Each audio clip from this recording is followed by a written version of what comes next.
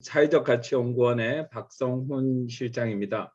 오늘 발표할 수 있는 기회를 주셔서 감사하고, 주제는 코로나19 이후의 기업의 CSR과 ESG 방향 이렇게 잡았습니다. 저한테 이제 주어진 시간이 30분 정도인데요.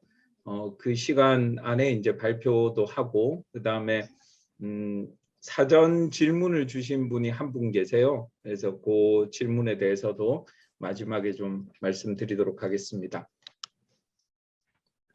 우선 제가 이제 속한 조직 소개를 먼저 드리면, 사회적 가치 연구원은 영어 그 약칭이 CSES입니다. 그래서 이게 뭐의 약자냐면 그 Center for Social Value Enhancement Studies, 이렇게 사회적 가치를 증진하는 그런 걸 연구하는 곳이다. 이게 이제 그 영어 이름이고요. 왼쪽에 이제 비전은 그 사회적 가치를 측정하고 또 연구하고 그 일을 함께 할 사람들을 연결하고 확장한다. 이게 저희 이제 비전입니다. 그 이제 아래쪽에 보시면 사회적 가치나 가치 측정의 전문 연구기관이 이제 되고 싶다는 겁니다. 이 중간에 건물은 저희가 이제 한남동에 그 들어 있는 이제 저희 사무실이고요. 건물은 좀 있어 보이는데 저희 건물은 아닙니다. 예, 임대해서 쓰고 있습니다. 들어가기 전에 하나 이제 저희 광고를 좀 하고 싶은 게, 저희가 사회적 가치 플랫폼이라고 이제 소셜 밸류 허브라는 걸 올해 이제 처음 만들었습니다. 그래서 이제 아직은 뭐 이 소셜 밸류 허브에 내용이 많이 올라 있지는 않은데요. 이 지금 올해는 좀 저희가 이제 내용을 채우고, 내년부터는 좀 이렇게 부탁을 드리고, 또 이제 나중에 누구든지 좀 여기에다가 정보를 올리실 수 있게 그렇게 좀 해보려고 합니다. 그래서 이제 그 중에 한 가지가 사회적 가치 측정 라이브러리라는 거를 지금 이제 만들고 있는데, 이거는 그 국내 그다음에 해외에 그 지금 오픈되어 있는 측정과 관련된 데이터들을 다 한 자리에 이제 모아보려는 생각입니다. 그래서 오른쪽에 봐주시면 지금 현재는 그 저희가 하고 있는 사회성과 인센티브라는 사업이 있어요. 이 사업은 사회적 기업을 선정해서 사회적 기업이 창출하는 그 사회적 가치를 화폐 가치로 측정해 가지고 현금으로 인센티브를 주는 사업입니다. 연간 한 100억 이상의 이제 그 예산을 쓰고 있고, 2015년부터 사업을 계속 진행하고 있습니다. 그래서 여기에 이제 사회적 가치 측정하는 지표들, 그리고 또 해외의 뭐 GRI 뭐 이런 지표들을 지금 계속 담아내고 있습니다. 내년 5월 정도에는 SK 계열사들 성과 측정을 하는 지표까지 이제 오픈을 할 예정이고요. 오른쪽 하단에 보시면 이제 다양한 방식의 검색 방식을 좀 구현해 가지고 편의성을 좀 높이려고 하고 있습니다. 그래서 지금 아직 오픈은 아니고 이제 1월 달 돼야 이제 오픈인데, 1월 달에는 제가 여러분을 만나뵐 기회가 없으니까 미리 광고를 좀 넣어봤습니다. 관심 좀 많이 가져주시면은 고맙겠습니다. 그래서 오늘 이제 크게 이 두 가지 파트인데 말씀드릴 게, 코로나19 이후에 CSR, 그 다음에 또 이제 ESG 이런 부분입니다. 사실 이 두 개가 뭐 연결돼 있다기보다는 조금 분리된 주제입니다. 왜냐하면 이제 코로나19 이후의 CSR, 이거는 이 나름대로 의미가 있고, ESG는 사실 이게 이제 용어가 등장한 거는 뭐 2004년, 5년 이럴 때지만, 실제 이렇게 확 붐이 일었던 거는 국내에서도 뭐 2019년 이후라서 코로나와 함께 왔다, 이렇게 이제 보시면 될 것 같아요. 그렇다 보니까 이제 두 가지를 조금 분리해서 준비를 해봤는데, 아마 발표 자료는 한번 다들 그 질문 요청을 드릴 때 보셨을 텐데요.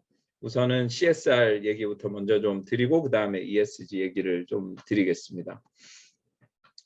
코로나19 영향으로 사실 이제 여기 그 뭐 LG 헬로비전에서도 오시고 여러 이제 LG나 이렇게 기업체에서도 와 주셨는데 이 기업체 계신 분들은 이제 느끼실 거지만 저희도 마찬가지고 엄청난 이 밸류체인상의 변화를 겪었습니다.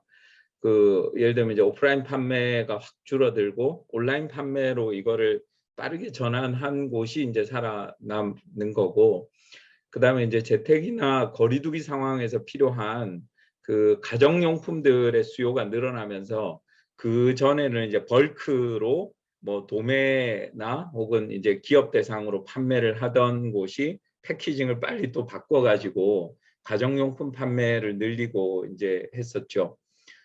그리고 그 생산 인력의 그 수급이나 또 원재료의 공급이나 이런 부분이 굉장히 이제 어려움을 많이 겪었습니다. 생산 인력 같은 경우는 이제 오늘도 신문에 보니까 이게 이제 코로나19로 해고를 했던 분들을 다시 이제 그 어떻게 보면 고용을 해야 되는데 그게 생각처럼 이렇게 해고를 했다가 그대로 다시 고용을 하고 이게 잘 안 되잖아요.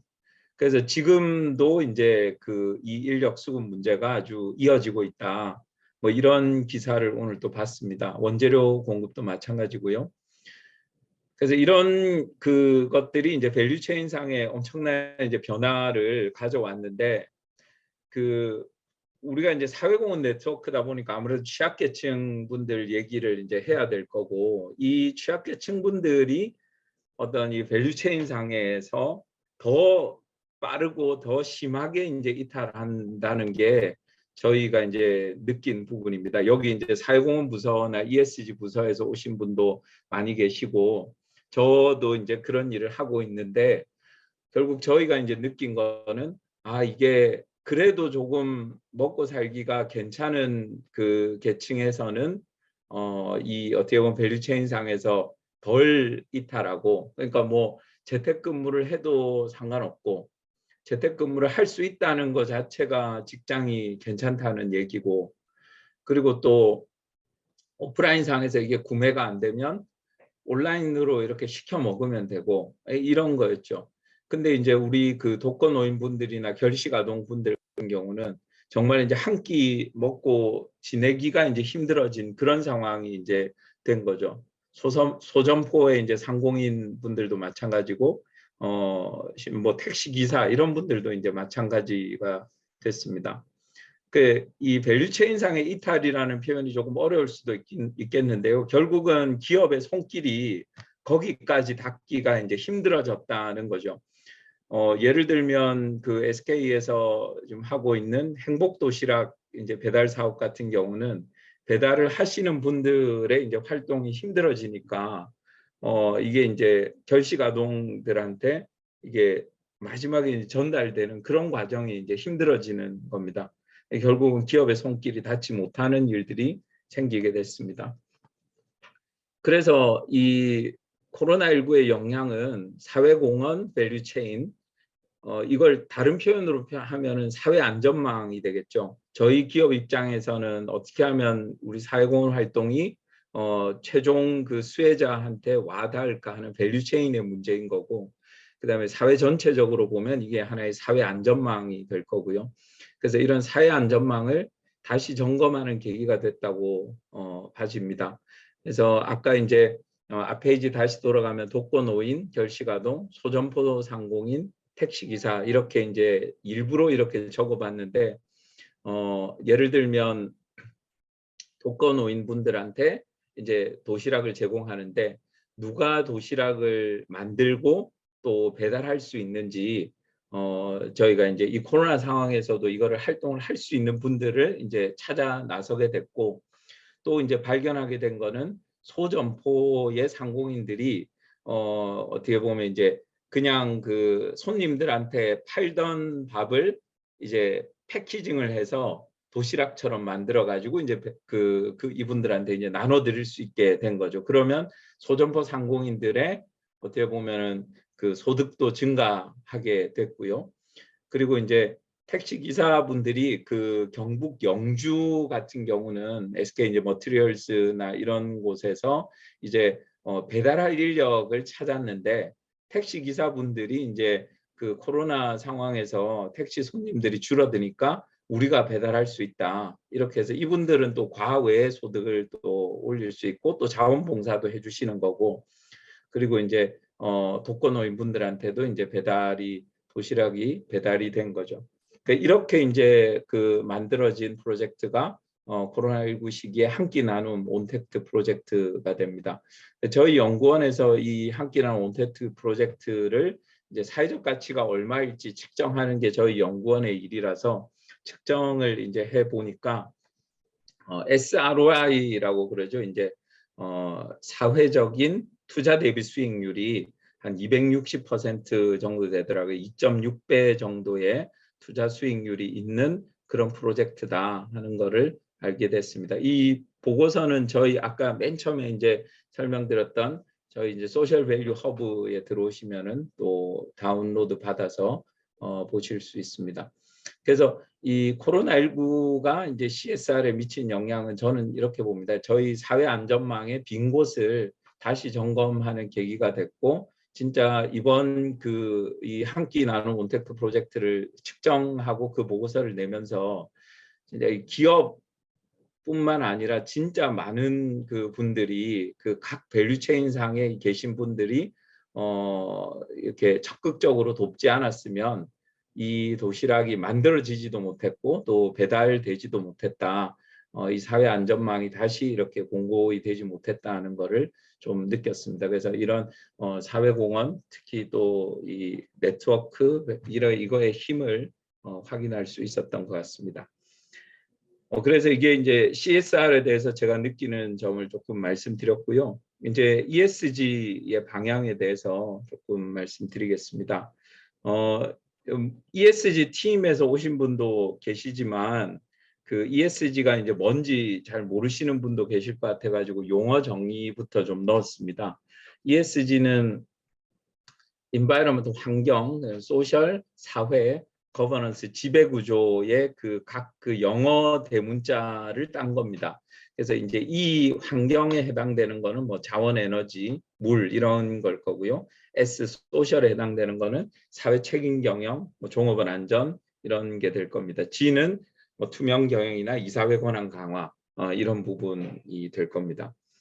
이 ESG라는 거는 자본시장의 용어로 이제 등장했습니다. 그래서 그 헤드라인을 보시면 자본시장의 지속 가능성을 높이는 투자자 가이드로 이제 처음 제안이 됐습니다. 뭐 이게 이제 ESG라는 용어가 언제 등장했느냐? 저는 이제 오른쪽 상단에 보시면은 한 2004년에서 6년 사이 이렇게 이제 표현을 했는데, 이게 이제 이 파란색 표지의 보고서가 IFC라고 이제 인터내셔널 파이낸스 코퍼레이션에서 나온 보고서인데, 이게 이제 2005년에 나온 보고서예요.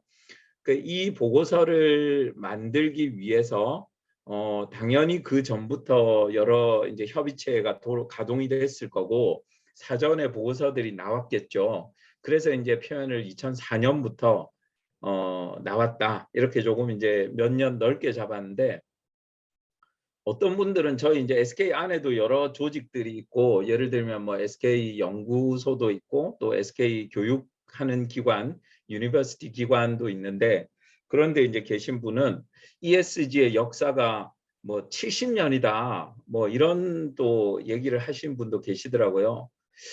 근데 뭐 70년까지나 될런지 그거는 잘 모르겠어요. 70년 해보면 이게 6.25 때인데 6.25 때 ESG 얘기를 하지는 않았을 것 같고 그 2차 대전 때인데요.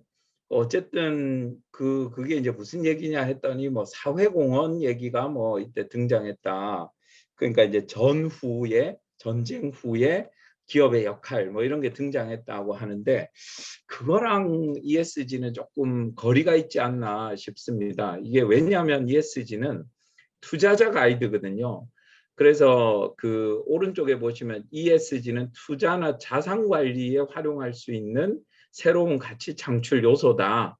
이렇게 이제 표현을 하고 있고 결국은 이 보고서의 내용도 투자를 하는 데 있어서 기업의 롱텀 밸류, 장기적인 밸류를 높이기 위해서는 ESG 요소들을 관리해야 된다. ESG의 위험 요인들을 관리해야 된다. 이렇게 이제 얘기를 하고 있습니다.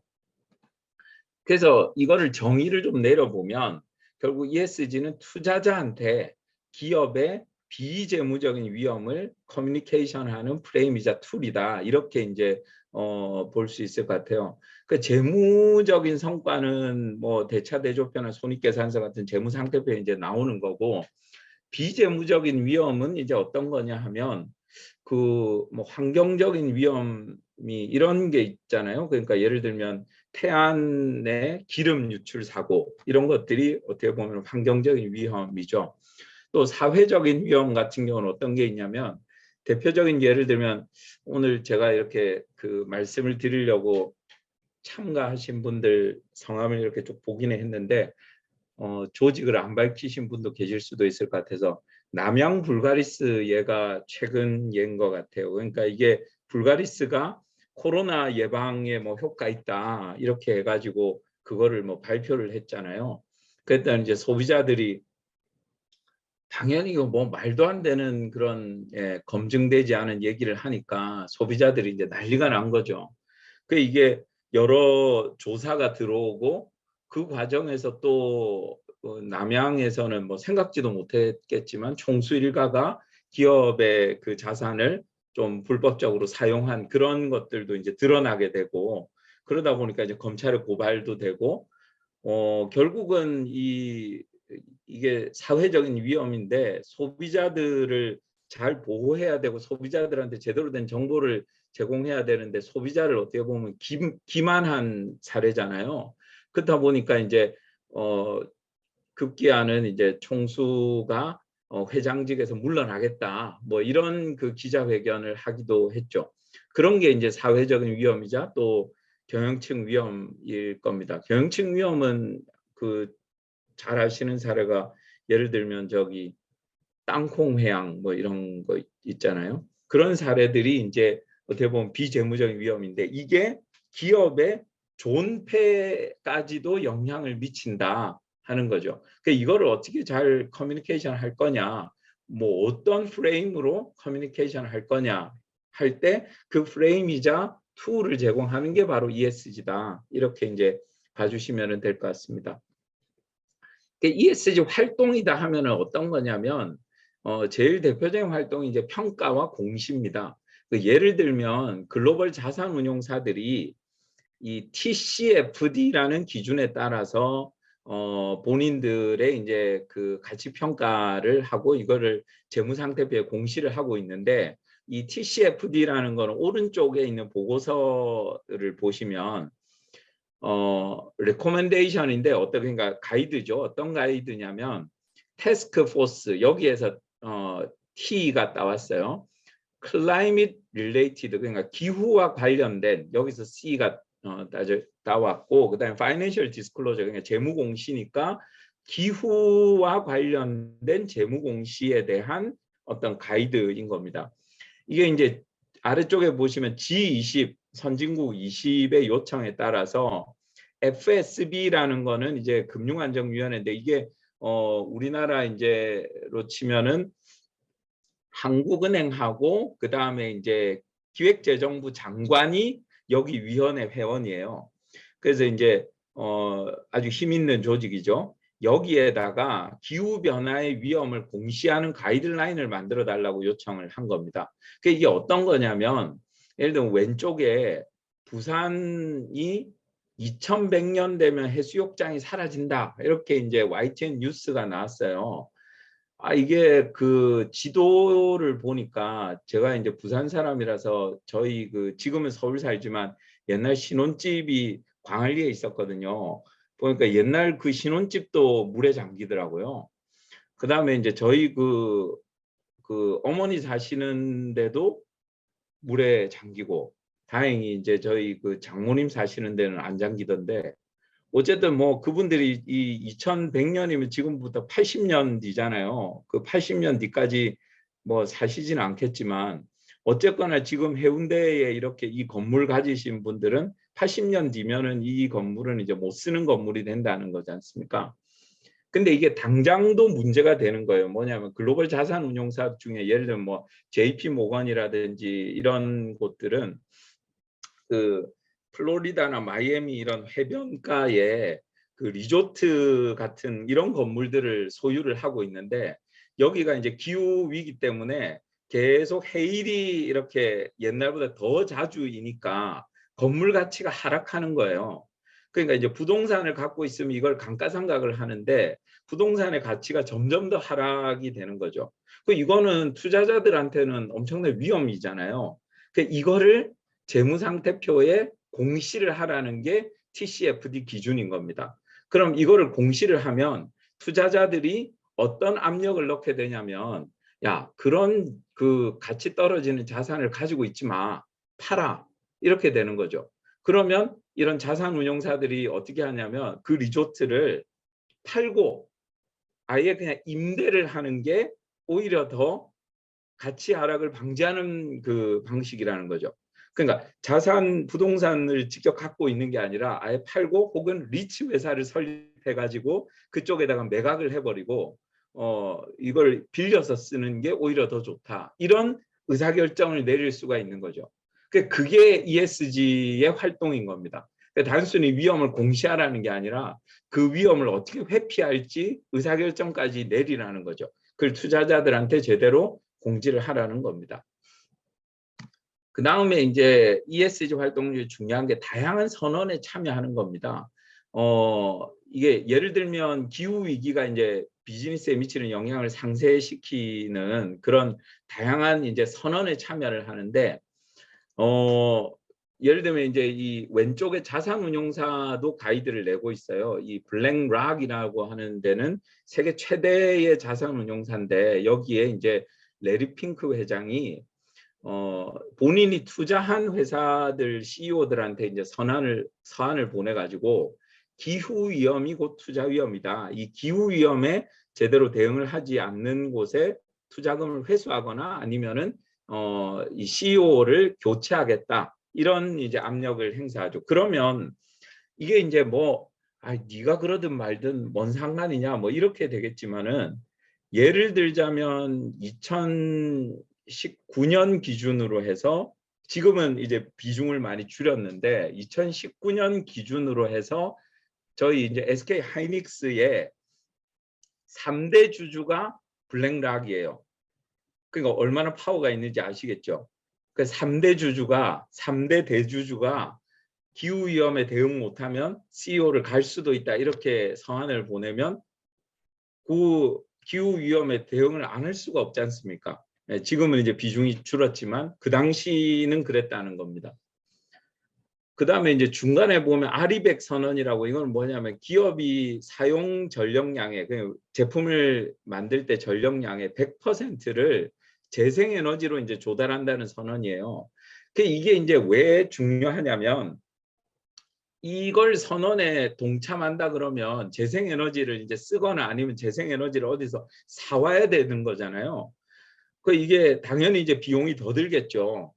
근데 예를 들면 파리 협정이라는 기후 협약에 따라서 EU가 우리 EU 영내로, 외부에서 EU 영내로 들어오는 제품에 대해서 탄소세를 부과하겠다. 근데 그 탄소세가 면제되려면 예를 들면 아리백에 가입된 그걸 실천하는 데들은 예를 들면 탄소세를 일부 감면을 해주겠다, 뭐 이렇게 했다 그러면은 그 EU의 휴대폰을 팔고 싶은 애플이 당연히 아리백 선언에 동참을 하겠죠.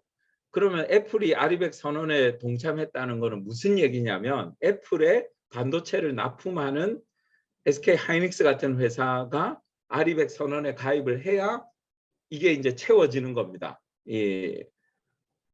그러면 당연히 애플도 우리한테 납품하고 싶으면 아리백 선언에 가입을 해요. 이렇게 이제 압력을 넣는 거죠. 그 오른쪽에 넷제로 같은 경우는 이거는 이제 국가 단위로도 선언을 하고 기업 단위로도 선언을 합니다. 뭐냐면 배출량이 있을 거고 그게 플러스예요. 제거량이 있을 거고 그게 마이너스죠. 이 플러스 마이너스를 했더니 순 배출량이 제로인 상태를 만들겠다는 겁니다. 한국 정부도 2050년을 기준으로 이제 넷제로 선언을 했습니다. 넷제로 2050 하면 2050년까지 순 배출량을 제로로 만들겠다. 그러면 이게 이제 넷제로 2050을 선언을 하면 이걸 누가 실천해야 되느냐? 그러면 서울시 같은 지자체가 이제 실천을 해야 되는 거죠. 그러면 서울시는 그 지역에 있는 기업들한테 또 당연히 이제 푸시를 하게 되는 겁니다. 그래서 이 기업에 주어지는 압력이 어떤 거냐면 글로벌 투자자, 블랙락 같은 투자자, 그 다음에 이제 정부, 또 경제권력, EU 같은 곳에서 이제 애플이나 이런 글로벌 기업들한테 압력을 넣게 되면 그게 이제 국내 대기업에 압력을 넣게 되고 이 국내 대기업에 납품을 하는 중소 중견기업한테 이 압력이 이제 전가되는 겁니다. 그래서 이 리스크 관리에 대한 상당한 압력을 받게 되는 거죠. 이 압력이 어떤 모습으로 나타나냐면 그 다농 CEO가 이제 그 해임됐다는 기사예요. 이 다농의 CEO는 파베르라는 CEO인데 이분이 사회공헌을 진짜 잘하기로 유명한 CEO입니다. 사회공헌에 모범되는 CEO 하면은 보통 다농 이 CEO가 빠지지 않고 등장을 합니다. 예를 들면 이 파베르 CEO가 굉장히 그 재임 기간 동안에 지지했던 사업이 어떤 거냐면 그라민 다농이라는 그 프로젝트인데요. 이게 이제 방글라데시라고 진짜 못 사는 나라의 그 그라민 뱅크, 여러분들 아시겠지만 그 유누스 박사님 노벨 평화상 받으신 유누스 박사님의 그 그라민 재단하고 같이 다농에서 이제 요구르트를 만들어 가지고 그 지역에 있는 그 엄마들이 이제 요구르트를 직접 파는 거예요. 왜냐하면 그 지역 아이들 건강이 너무 안 좋으니까 요구르트라도 먹여서 건강을 좀 회복하자 이런 거죠. 그래서 그런 그게 이제 뭐 다농 입장에서는 뭐 말이 요구르트를 판다고 하지만 얼마나 그게 이제 그 수익이 나는 그런 사업은 절대 아닌 거고 당연히 이제 사회공헌 차원에서 하는 거죠. 그걸 엄청 지지했던 CEO가 이 파베르 CEO인데 이 해임이 됐어요. 왜 해임이 됐냐면 새로운 신규 시장을 창출하지 못한 겁니다. 그 다른 그 생수회사 여기가 다농이 뭐도 파냐면 에비앙 생수를 팔아요. 다른 생수 회사들 같은 경우는 코로나 시기에 이제 생수 사재기 이런 것들이 이제 갑자기 생겼잖아요. 이런 데 대응하고 그다음에 생수를 집에서 이렇게 시켜 먹고 이런 것들이 이제 갑자기 생겨난 수요인데 이런 새로운 수요를 제대로 대응을 못한 겁니다. 그래서 실적이 이제 곤두박질 치니까 해임이 된 거죠. 근데 이 파베르 CEO를 해임한 그 행동주의 펀드가 있는데 이 행동주의 펀드가 아주 나쁜 펀드냐 그러면 그게 아니에요. 보통 우리 그 임팩트 투자라고 불리는 사회 책임 투자에 가입돼 있는 투자 펀드들입니다. 그러니까 나쁜 펀드가 아닌 거죠. 근데 ESG는 실적이 좋아야 되는 거예요, 무조건. 이거는 그 무슨 사회공헌 많이 한다고 되는 일이 절대 아닌 겁니다. 그래서 사회공헌으로 접근해서는 안 되는 게 이 AIA 생명의 예를 하나 들어볼게요. 이게 왼쪽에 저소득층 아동을 위한 보험가입 사회공헌 사업을 AI 생명이 오래전부터 해왔고 이게 굉장히 유명한 글로벌 사회공헌 사례입니다. 근데 ESG 공시가 이제 등장을 하면서 이 표현이 어떻게 바뀌었는지 보세요. 이게 AIA 그 생명의 글로벌 홈페이지에 ESG 파트에 들어있는 실제 표현입니다. 저소득층 아동들도 보험이 필요하다는 표현을 썼어요. 이게 무슨 얘기냐면 결국은 보험을 그냥 주는 게 아니라 신규 시장을 창출하겠다는 얘기입니다. 이게 ESG 용어인 거죠. 사회공헌적인 접근이 아닙니다. 그래서 결국은 기업의 서비스가 얼마나 실적 향상에 기여할 수 있는지가 ESG에서는 중요해지는 겁니다. 그래서 ESG와 사회공헌은 엄연히 다르다. 사회공헌이라는 이 넓은 틀 안에 ESG는 어떻게 보면 약간 한쪽 끄트머리를 걸치고 있는 그런 형국이다. 저는 이렇게 표현을 하고 싶습니다. 그 다음에 이제 그 중심도 자본주의, 자본시장, 투자자 중심이다. 이렇게 볼 수 있고, 아주 비판적인 표현으로는 투자자 자본주의 이렇게도 표현을 할 수도 있을 것 같습니다. 그래서 기업의 사회공헌이 어떻게 달라지냐면 울산대공원 같은 경우는 SK의 굉장히 큰 규모의 사회공헌 사업 중에 하나입니다. 지금까지 규모 중에는 이만큼 이제 큰 규모가 사실은 잘 없었죠. 지금 저희 연구원에서 하고 있는 사회성과 인센티브라는 사업도 지금 누적으로 한 600억 정도 예산을 쓰고는 있는데, 여기도 마찬가지로 10년간 울산대공원 같은 경우는 1천억을 지원을 했습니다. 근데 1천억 원을 지원을 하려면 이거는 단일 회사의 의사결정으로는 절대 불가능합니다. 그룹 전체의 의사결정이 있어야 되는 거죠. 근데 SK 같은 경우는 지주회사 체계고, 그다음에 각 그 계열사별로 독립이사회가 있습니다. 지금 ESG 상황에서는 G-거버넌스, 이사회의 역할이 강화되기 때문에 이런 의사결정은 이사회에서 내려져야 되는 거죠. 단일 계열사의 이사회에서 이 결정을 내려야 되는 겁니다. 그룹 전체의 의사결정이 이제는 안 먹히는 거죠. 왜냐하면 그 그룹 전체의 이 어떻게 보면은 버추얼 조직이 각 독립된 계열사의 이사회더러 1천억을 지원하세요 이렇게 할 수가 없잖아요. ESG 하에서는. 그러니까 이제 이런 규모의 의사결정들은 앞으로 점점 힘들어질 거다는 겁니다. 오히려 이게 어떻게 보면 이 사회공헌 방식이 기업의 난제를 해결하는 조금 독창적인 방식으로 진행되는 예가 더 많아질 것 같아요. SK 하이닉스가 그 마이크로소프트와 협약을 최근에 맺었는데 이게 어떤 거냐면요. 그 용인에 이제 반도체 클러스터가 들어가거든요. 그러면은 2025년부터 지금부터 이제 한 3년 남았죠. 2025년부터 용인 안성천에 이제 반도체 공장을 한 바퀴 돌고 정화한 물이 나오기 시작합니다. 그러면 이게 방류가 2025년부터 방류가 되는데, 그러면은 이 방류되는 물의 양이 기존 안성천 수량의 2배예요. 그러니까 안성천의 생태계가 완전히 바뀌는 겁니다. 예, 이해가 되시죠? 그러니까 이게 시민단체들이 반발을 굉장히 많이 하고 있어요. 그래서 마이크로소프트의 인공지능의 애저라는 게 있는데, 애저에다가 그냥 이렇게 동네 주민들이 산책하다가 혹은 동네에 이렇게 소장 학자분들이 발견한 생물을 사진을 찍어가지고 그 사진을 애저에다가 올리면 애저가 그 생물을 식별을 해가지고 인공지능이 생태 지도를 제작하는 거예요. 그래서 과연 안성천의 그 하이닉스 공장을 돈 물이 방류된 이후로 생태계가 어떻게 변화됐는지를 이제 추적하겠다는 그런 겁니다. 사회공헌 방식이 이거랑은 완전히 틀린 방식이죠. 예. 이게 어떻게 보면 기업에 주어지는 리스크를 직접적으로 줄이는 방식인 겁니다. 울산에 대공원을 만든다고 해서 기업이 가진 그 리스크가 직접적으로 줄어들지는 않는데, 마이크로소프트가 맺은 협약 같은 경우는 그 리스크를 직접적으로 줄이는 그런 문제인 거죠. 그래서 이게 기업의 난제를 어떻게 해결해 주느냐가 이제 사회공헌의 방향이 될 것 같습니다. 예를 들면 스타벅스가 이제 다회용 컵으로 이제 그 서울 지역에서는 서비스를 하고 있는데, 그러면 다회용 컵을 제조하는 그런 기술을 가진 중소기업에 이제 붙어야 되는 거고, 수거나 세척이 가능한 사회적 기업이 붙어야 되는 거죠. 그다음에 이걸 이제 포인트로 다시 돌려드리는데, 포인트 플랫폼을 가진 지금은 여기에 이제 SK텔레콤의 해피해빗이라는 프로젝트가 붙어 있습니다.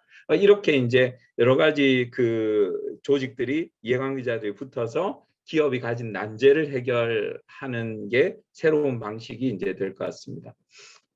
그리고 이제 중부 발전 사례를 좀 말씀드리면, 그 중부 발전이니까 여기는 석탄재로 이제 발전하는 곳인데 석탄재가 이제 어마어마하게 나오고 이 석탄재로 그동안은 뭘 했냐면 새만금에 땅 매립하는데 이걸 쓴 거예요.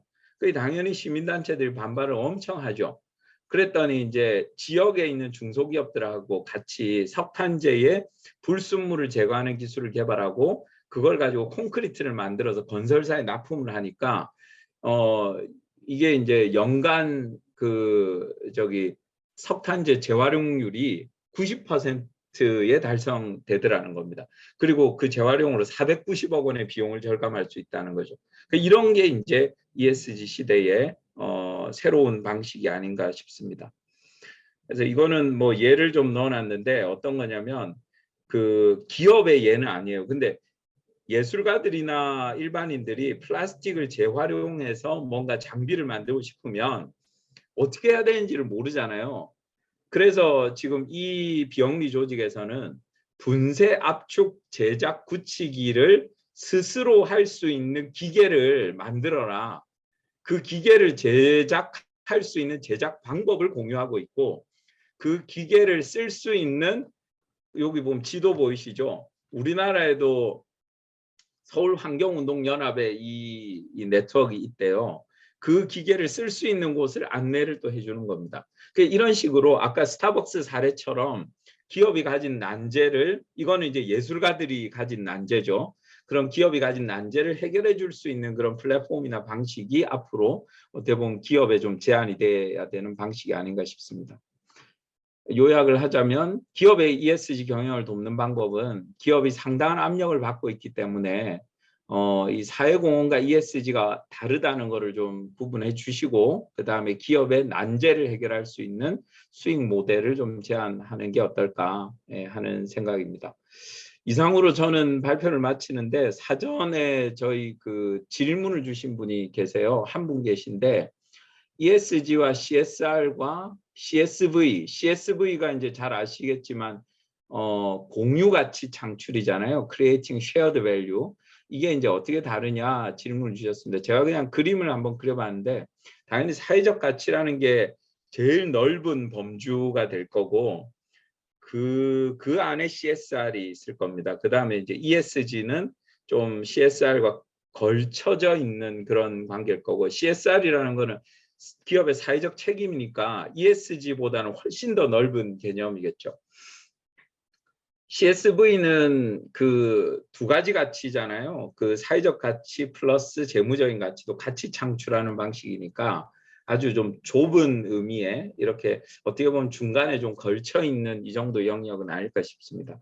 근데 이제 궁금해하실 부분이 그런 것 같아요. ESG가 왜 왼쪽으로 비껴나가 있냐 하는 부분인데 사실 이제 굳이 무슨 요즘 워싱이라는 말을 많이 쓰잖아요. 뭐 그린 워싱, 소셜 워싱 그러니까 사회적이지도 않은데 환경적이지도 않은데 마치 사회적이고 환경적인 것처럼 보이는 포장이 이제 많이 있는데 ESG라는 거에 이제 평가도 사실상 보면은 기업이 공시하는 자료, 그다음에 기업이 어떤 선언에 참여했느냐 이런 것들로 이제 많이 이루어지고 있죠. 예를 들면 지속 가능한 어업 방식으로 이렇게 수산물을 그 잡았다 이런 이제 어업의 어떤 회사가 지속 가능한 어업 마크를 붙이잖아요. 근데 이 지속 가능한 어업 마크를 붙이면 이거는 ESG 관점에서 그 어업 부분에서는 당연히 ESG 평가를 좋게 만드는 요인입니다. 근데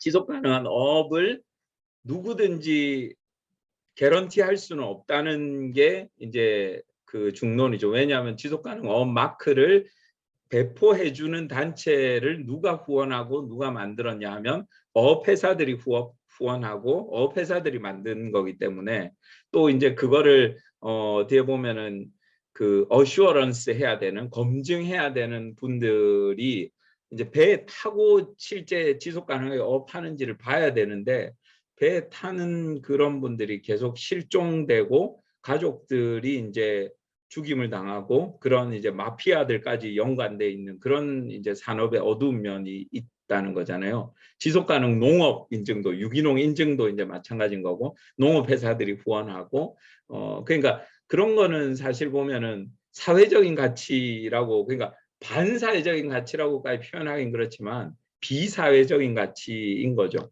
그런 면에서 이렇게 비껴나가 있는 부분이 ESG에서는 분명히 있다. 그런 비판들이 많이 있다는 것까지도 좀 아시면 좋을 것 같습니다. 이상 마치겠습니다. 오늘 얘기 들어주셔서 감사합니다.